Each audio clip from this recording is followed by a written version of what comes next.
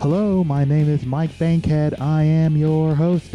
I am a bass player and songwriter from Dayton, Ohio. Did you know I have a new song out? On Friday, March 4th, I released a new single, Hold the Wick, on my official website, MikeBankheadMusic.com, and my Bandcamp page, MikeBankhead.bandcamp.com. What, might you ask, does that have to do with today's episode? That's a good question. Today on the You Could Be My Aramis podcast, I talked to Brian Greaney, who remixed a version of that single, Hold the Wick. You'll get to learn about his process and how he makes music. Let's get to the conversation. Hello, Brian Greaney. Hello, Mike. How you doing tonight? I'm all right. Yourself? Tired. Yeah. That's my cliche answer. I always tell people that because it's always true. Such is life. Such is life. Such is life. We have known each other a long time. Yes. That's at least like 06, 07, somewhere in there? Oh, I feel like earlier. 06 and 07, I had come back from Texas. Okay. Wow. From the 1 year I lived in Texas. I feel like I remember hanging out with you around 01 or 02. Quite possibly. When were you playing shows at Elbows with Flyaway Minion? Yeah, that's what I'm trying to think. I thought that was like 4, 5, 6, somewhere in like those years. I think. I definitely knew you then, but I feel like it was sooner. Anyway, tell the kind listeners, give them a taste of your skill set. Don't be humble. Jack of all trades, master of none. I started playing around here primarily as guitarist and vocalist with Bipolar Ignition, which was my first band, and then I quickly realized I didn't quite know how to sing yet, so I got a singer, and we went with a female singer, and had that for a while. That was good. And then I started playing some more and more keyboards to just kind of fill in parts and things like that. And we did some recording. It was for a Right State compilation that I think Juliet might have asked us to do, possibly. But we ended up recording with Patrick down at BHA. And after that, it was maybe a few weeks later, I was on my way to Columbus to go buy some records. And I just got a call from Patrick, and he said, "Hey, do you want to come play keyboards in this band I'm working on with Tim Pritchard?" And I was like, "Well, I'm not really a keyboard player." And he assured me, he's like, no, it's fine. He's like, "You'll be all right. You're smart. You can figure it out."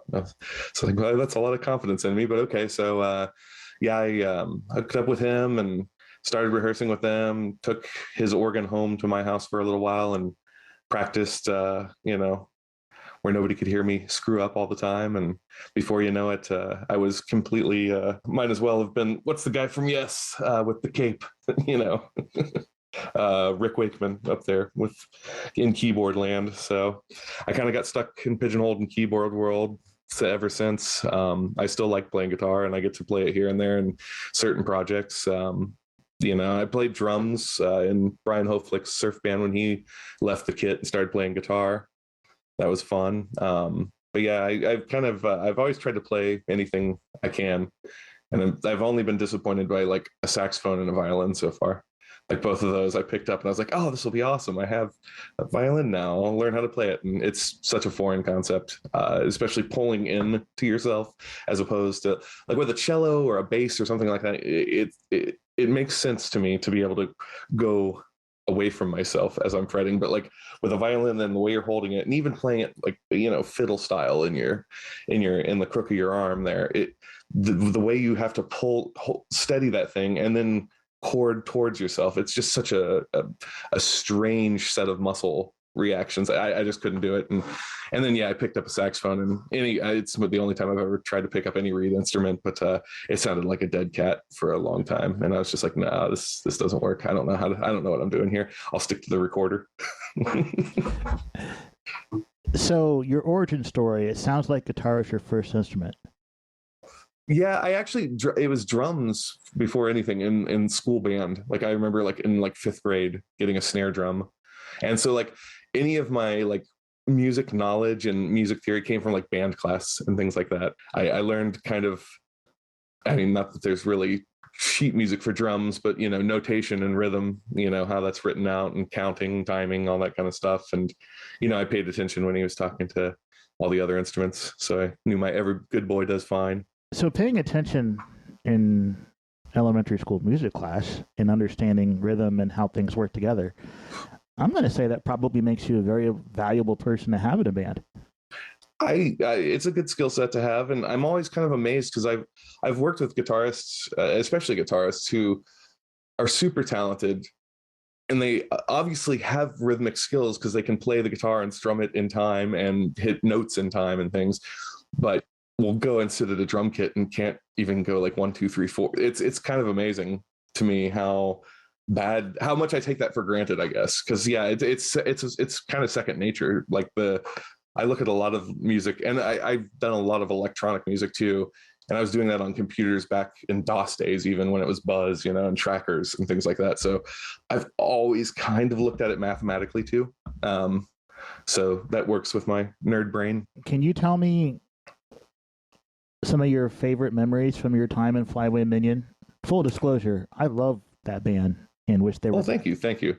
I mean, there were awesome times. I like I said, some of those shows where I was carrying around some of the most insane gear ever was, I think, some of the highlights for me. At one point in time, I was playing with a 70s Fender Rhodes, another 70s like Hammond Portabee into a real Leslie.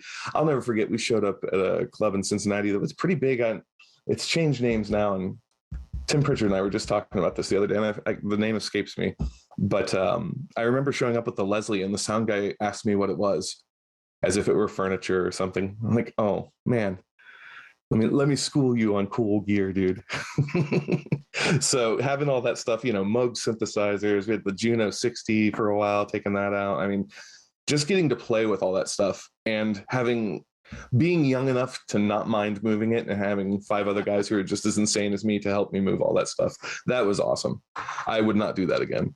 But yeah, that's a big highlight. I mean, I'll tell you, really, like, just the way we could play and read off of each other, and there's still some of that today because I'm still in bands with actually a lot of those guys. Like with Amber, I play with Patrick and Hoflick and the Wazoo as well, and then Tim Pritchard's actually playing bass in the Imros project that I'm involved with now too. So it's pretty cool to still have that. And there's a connection. We rehearsed. I think we were rehearsing twice a week, usually, for a while there. And it gets to the point where you can do your sets back and forth. So after that, it was songwriting time. And that was a really cool process because we were so in tune with each other and knew where everybody was going, and it made songwriting really quickly. Like, I mean, that EP that we put out, like all of those songs just happened like in a session. Like, oh, Tim would come in and be like, hey, I've got this thing. Like, awesome, let's work on that. And then by the end of the night, it's like, yeah, we're ready to melt some faces.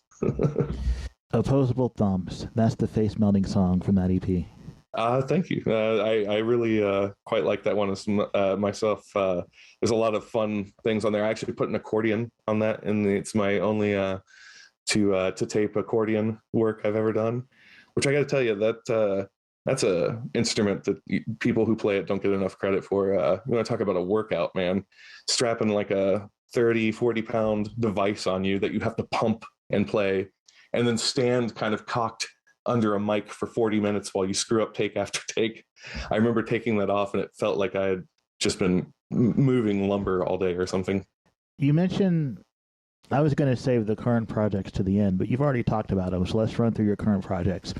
You are a member of the Who's Who, which is the band that plays with Amber Hargett. What do you do in that band? Mostly keys. There are a couple of tracks where I get to break out the guitar, which is fun. But yeah, it's kind of a lot of more traditional, your electric pianos, organs, that kind of good stuff. A little piano here and there.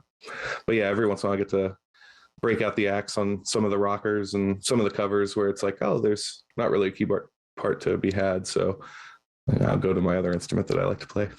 You are in the Big Wazoo, a band that I remember as a 3-piece, and it keeps getting bigger. For those who aren't from Dayton. Well, that actually, prior to it ever being a 3-piece, that was originally just Flyaway Minion. We decided, yeah, we decided, oh, you can make sadly way more money to be a cover band than you can be an original band. So we learned 3 sets worth of covers so we could do these, bar gigs and, pull in 800 to $1,000 a night, and then throw that all towards, our actual passion project. But then after, it wasn't too long after that, Tim kind of got sick of it after a while, a little too much of an artist to be bothered with playing other people's music, I think, which I completely respect. And after him, we got Todd Widener, was the replacement guitarist and vocalist for a long time. I missed all of those shows because then I not too long after that, I'm trying to think how it all happened. I think like Patrick moved to Nashville for a while, so it was kind of on hiatus. And then I'm actually not sure when Justin got into that project, and then Todd was out. I'm that timeline I was gone because I took, I had kids and all that, and kind of figured, I got to hang it all up for now, and did that whole thing for about a decade. But I was really happy. That was the first act. They were my first back on stage moment a couple of years ago, was playing with Big Wazoo for the first time. I just happened to see them posting something on Facebook. I was like, hey, you guys need some keyboards and extra guitars? And they immediately were like, yes, come do it. So yeah, who doesn't? Yeah, exactly. Especially for that kind of stuff, And I was really happy to do it because, again, not playing for like a decade, if nothing else, a cover band will keep your chops up. You also were in the Beatles tribute show this past year, right? Yeah, we're doing that again this year. That's on the books and being planned for, sadly, again, late August. I keep telling them, like, come on, man, the Beatles were wearing coats. It was like February. I'm not saying do it in the winter, but my God, it's hot on that roof.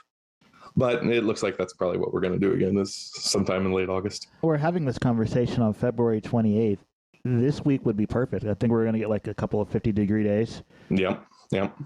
Yeah, they'll never do it in February, but it would be No, it's harder to get people out too. It usually lines up. I think we're trying to line it up with maybe Memorial Day weekend, possibly, or it might be the weekend before. But yeah, everybody's still out and partying in the summer. It's easier to get crowds for it too. So I understand. It's just, as someone wearing a full black suit on a hot black roof, it's pretty rough. The dedication to the aesthetic there. Yeah, that suit could have stood on its own by the end of the weekend. I'll tell you that. It was rough. Yeah.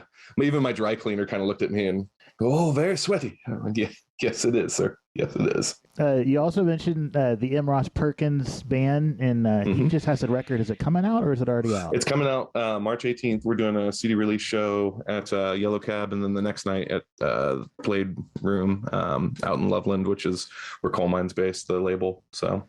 Hey, cool. All right, so this episode's going to get posted on March 9th. So let's repeat that date for Dayton people as they go catch that show. Yeah, absolutely. It's going to be March 18th, which is Friday, at Yellow Cab Tavern. We're playing with Paige Beller is the other one on the bill. And I think doors at 8, music around 9.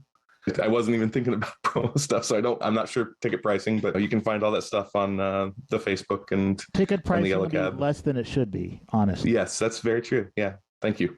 It'll be affordable. You should go.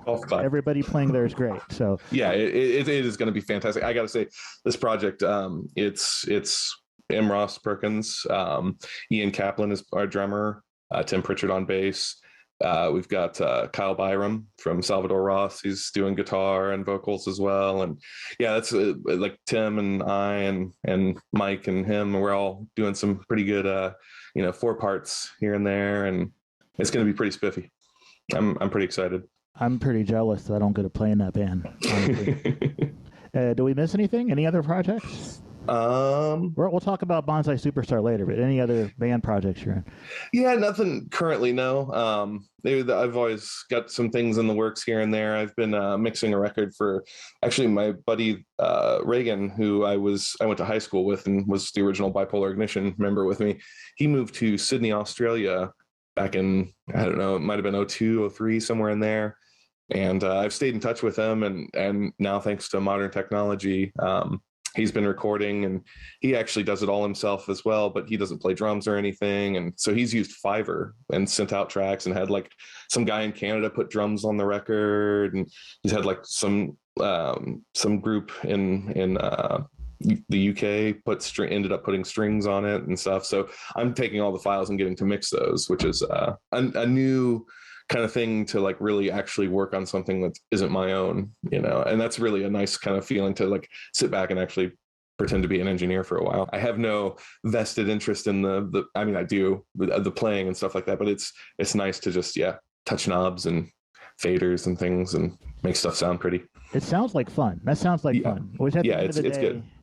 Music, it really should be fun eventually, shouldn't it? Yeah, I would hope so. If it isn't, what are we doing it for? It's certainly not the money. It's certainly not for money. I mean, sometimes we, as writers, we have things we need to say, but at the end of the day, you have to derive some kind of enjoyment from it. Yeah. I always kind of crack up at the tortured artist. I'm totally a closet goth kid. I love it. But how sad are you? How sad can Trent Reznor really be when I think he drives, or was driving a Lamborghini at one point? So you can't be too sad with that. He used to be sad. Yeah. Some of us still are sad. Yes. I should write the next Nine Inch Nails record. You should. You write. When you sit down to write, Brian, what tools do you reach for first? And tell me about your writing process. Well, because usually when I'm doing it, I've been doing it by myself. I all the way back to like using a Tascam, Portastudio, and cassettes. I used to do that stuff when I was in high school. I'd always have a drum machine and a guitar. And back then it was more kind of guitar based, but as computers came around, originally it was kind of difficult unless you got like a better sound card. Like audio interfaces didn't really exist to where I could just plug a quarter into an XLR into a computer. So musically, creativity wise, I lived a lot within loops and sequencers and things like that within kind of an electronic world, even trying to make not necessarily electronic like IDM kind of style music or anything like that, but just using those tools to kind of create music. And then as computers have gotten better and better, we can now plug anything in and can get as many inputs in there as you want. But I don't ever write songs. Like it's been so long since I just sit down and like with a guitar and write a song. Like what happens usually is I start playing around, and I've been using Fruity Loops since, like I said, back when it was Buzz, before it was even that, and like DOS based stuff. So I'm just super, super familiar with that program.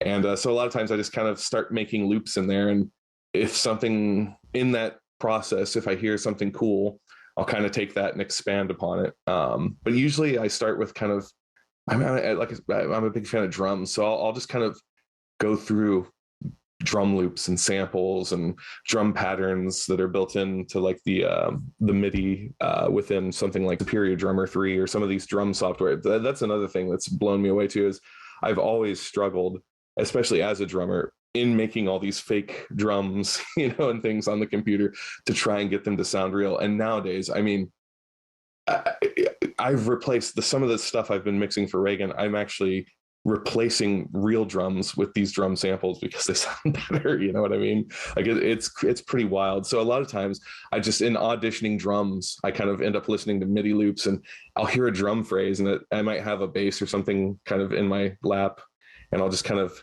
start kind of jamming to that, and I'll get an idea. So that'll become a jam, and then you kind of loop that and kind of go through it, and okay, where can I go from here? And then after a while, I'll try to force myself into writing a really quick skeleton of what a song should be.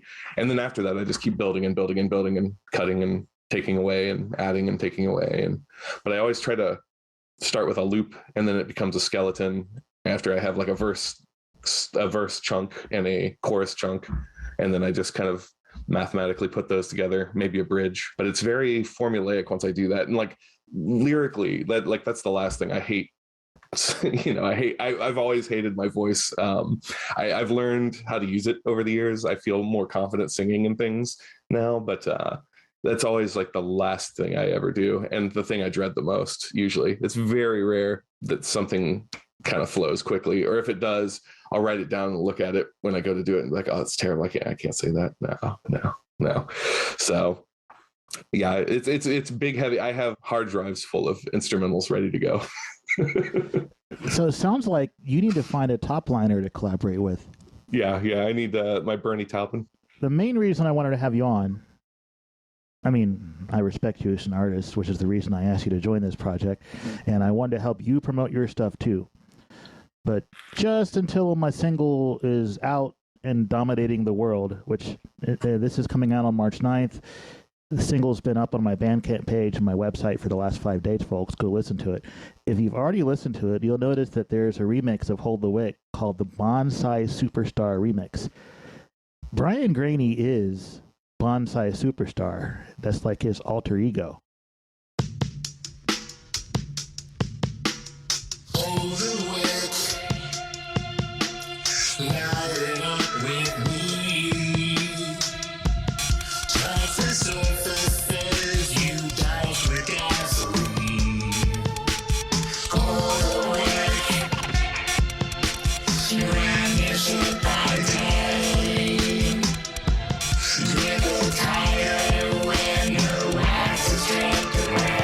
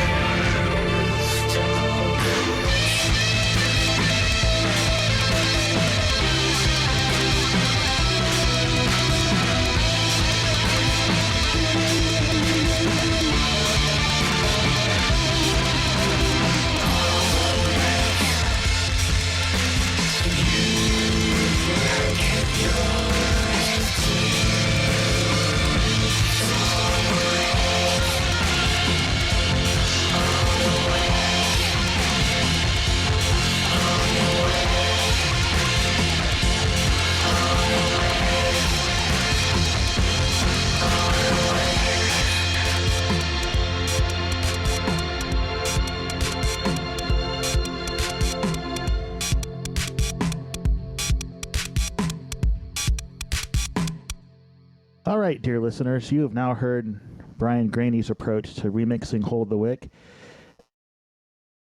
It kind of makes more sense to me now after you describe the way you handle writing songs. Yeah, I definitely found rhythm quick, and like the drums that are in there, actually a lot of those are the real drums, and I've just chopped them and distorted. I think I actually ended up running like the main drum stems through like a rat pedal as well, just to make them nasty. But yeah, then taking that and then just kind of building upon it, and I probably put a lot more on than what's in the end result there. I'm sure I tried many patterns and was like, nah. But then I really I thought it'd be fun to just tinker away. And again, it was another one of those things where it's really fun because it's not mine, so it's like I kind of have free reign to approach it, not even necessarily how I would, but how it seems to me like it should go. Like it was very organic, and I was like, I think this is what this should happen here. It wasn't like I had to think about it long or anything like that. It just kind of naturally, I was like, oh, that's awesome. That's exactly what I wanted. Sweet. And next. So 2 things. First, those drums are done by our mutual friend, Brian Hoflick. Yes. Community drummer. It's like the town bicycle. Basically. Though with a better sense of timing. Yeah. I think that particular remix sounds a lot like you. And I think it's kind of, I don't know, irony is probably not the word. Where like the pressure's off, you're like, oh, I didn't create this, I can go be creative. And it came out sounding like something that you would do anyway. Well, I suppose I have, that may come from my tool set, and just how I approach things. But yeah, I appreciate that. It wasn't like I was intending to put any kind of special, like, this is me on it, or anything like that. But like I said, I just kind of approached it like, this is what I would have done here, or what I would, and again, playing with it I've kind of, you know, some of that choppy stuff, like a lot of that is stuff that I've always wanted to do on something of mine, but I've never like really had like a space for it or anything. And again, since I was like, oh, this is a remix, perfect time to chop things and go crazy. So yeah, I got to play with a lot of new plugins that I'd been kind of messing with and never using for a while, which was fun. So Did you learn anything that you can take forward into future projects? Well, I don't know. I mean, you're always learning something. I couldn't tell you anything specific. Anytime I play with anything new, there's always a new tool in the repertoire, as it were. But yeah, no, I had a good time with it. I always, yeah, it's like I said, with mixing the stuff for my friend too. It's everything. Every time I do it, it's a new approach and a different thing. Like I recently had Patrick actually called me up and was just like, hey, I need you to put vocoder on this, like, you know, this one line of this Zach Sliver song. Can you do that? And yeah, just sending that to me. And so I was like, oh, I can finally use a vocoder. I haven't used one of those, you know, like in a while. After I just used the vocoder on Hold the Wick, I was like, oh, I know exactly what I'm going to do here. I'm just amazed that Patrick doesn't have like one from the 70s laying around somewhere. And that's what he's got. I'm sure he probably has one, and it just is half working. That also sounds like the king of half working gear. But once it works, it sounds awesome. Oh yeah, absolutely. But that's kind of the cheater's beauty of all the virtual soft synths and plugins and everything. And I actually that's what I've kind of built a rig now where I'm using all emulations. I've got a controller up top on top of my Continental, and that goes to a main stage rig now. So I can just pull up whatever keyboard I want. I don't have to tune it, and I don't have to make sure there isn't a dead key somewhere. It's nice. I appreciate the real gear, and it's always the best to record with, but you know, it doesn't always treat you nice back. I didn't understand half of those words, but I'm going to guess that is the keyboard equivalent of this Line 6 Helix I just bought. Yeah, basically, kind of. Essentially, I'm using my computers, like all those plugins that you have on your computer where you see people with, you know, Moog synthesizers and all these vintage awesome pieces of gear. They emulate all that stuff. You can get all that in a plugin form and run it, and then use a keyboard controller to control it. And I can even go so far as to map all the weird little knobs on the plugin to all the weird little knobs on my controller. So I still get a nice tactile hands-on experience with it. And processors have gotten so good now. Like even like the Line 6, if you would have told me, you know, a decade ago, I'm using like a Spider, you know, or a Pod or something, they just sounded so digital and crystally and harsh. But they have gotten so good at oversampling and smoothing out all that, like, you know, all those harmonics in the distortion. Like it's good. Like technology's sweet. It can be. Yeah. You record and release music under the moniker Bonsai Superstar. Now, not everyone that listens to my podcast is either a super music nerd or from Dayton. So for the people that have no idea what that is, how about you explain where you got the reference from? That's like the greatest record ever. Brainiac, they were a local band. They're on Touch and Go, Grass Records before that. They were about to get signed to Interscope before Tim Taylor passed away, sadly. But yeah, that was their sophomore record. It's just a great line, and it is literally, it didn't even, I took it on kind of now as like, I guess my band name, just purely on accident. It was one of those things where it just is a cool phrase, Bonsai Superstar. That was my screen name, like on AIM back in the day, and all the way up through like I think that's my Xbox gamer tag. I'm pretty sure it's my, anytime I've ever been on a forum or anything like that, if you ever see a Bonsai Superstar, chances are that was probably me. So I just kind of kept that. And as I made a SoundCloud page, it was originally to just kind of send little demos to my friend in Australia to be like, hey, listen to this real quick. And I had set it up under Bonsai Superstar. And as I started recording more and more stuff and kind of taking it a little more seriously, I was just like, well, I guess it's kind of branded there. And then one day on SoundCloud, I just happened to see one of my followers was John Schmersel, which is Nice. of Brainiac. And I was just like, well, if he's following me with that name, I guess there's something to it. I'll keep that. It's pretty good. It's my nice little homage to one of my favorite records. Hey, as long as no cease and desist shows up, you're good. Yeah, exactly. That was my fear. Did you see the movie? Oh, of course. Yeah. Actually, I didn't have money in my account at the time, but I gave my brother later money. So his name appears twice in the credits, but one of those donations was mine. You know, I've never actually listened to that record top to bottom. I'm going to have to do that.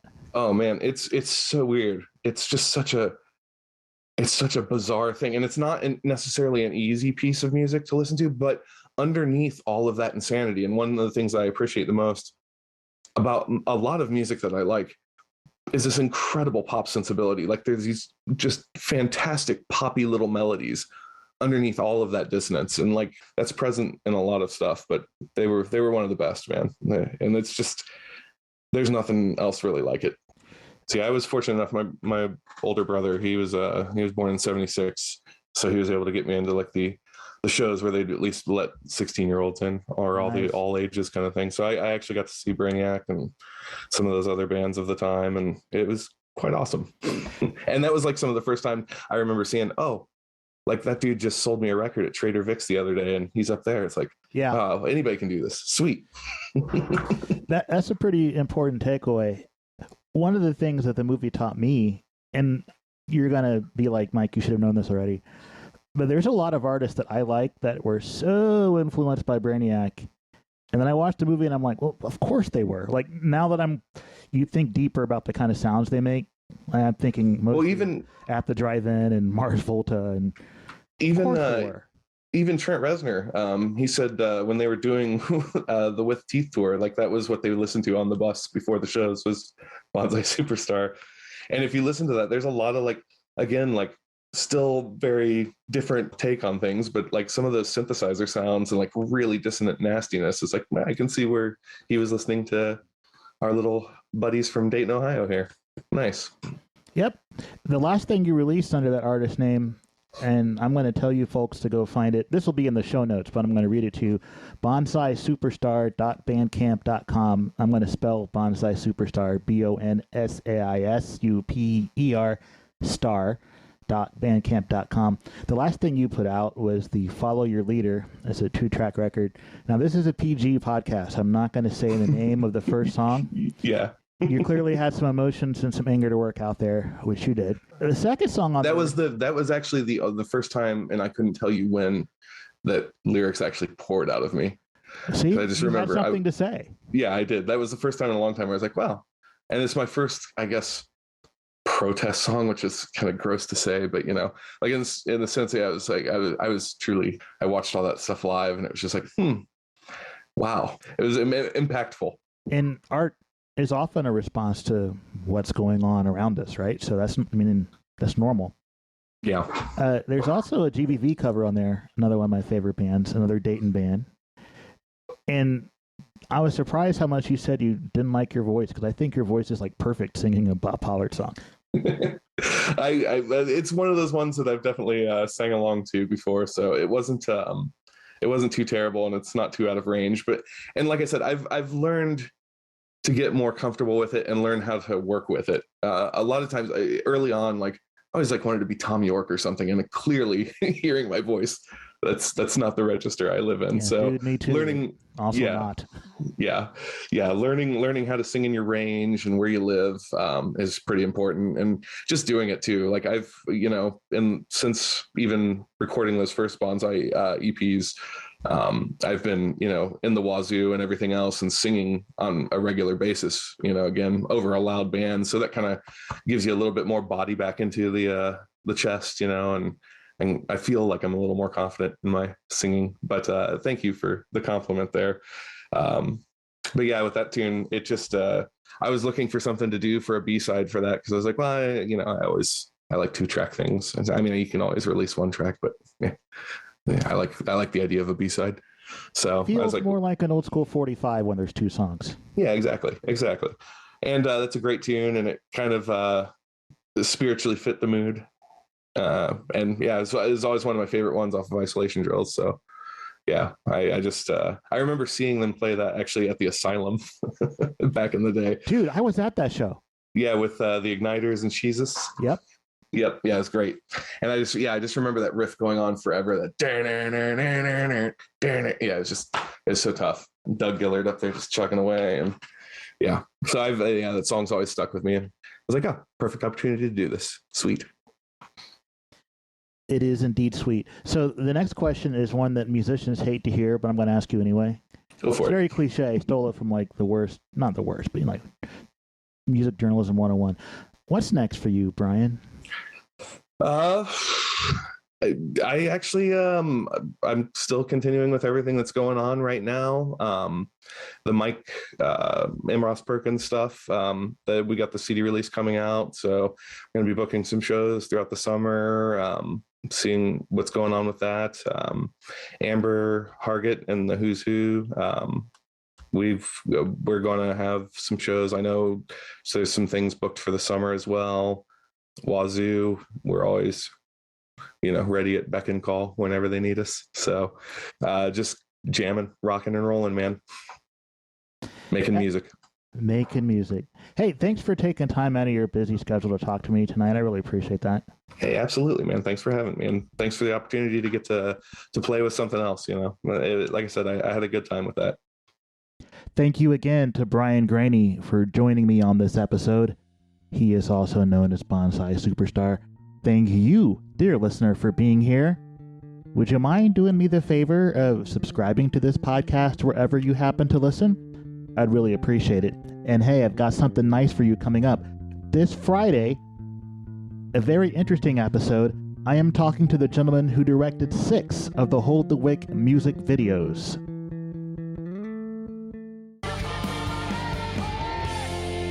His name is Brandon Barry, and I think that's a conversation that you'll like. Why don't you come on back and have a listen on Friday? Thanks. Bye.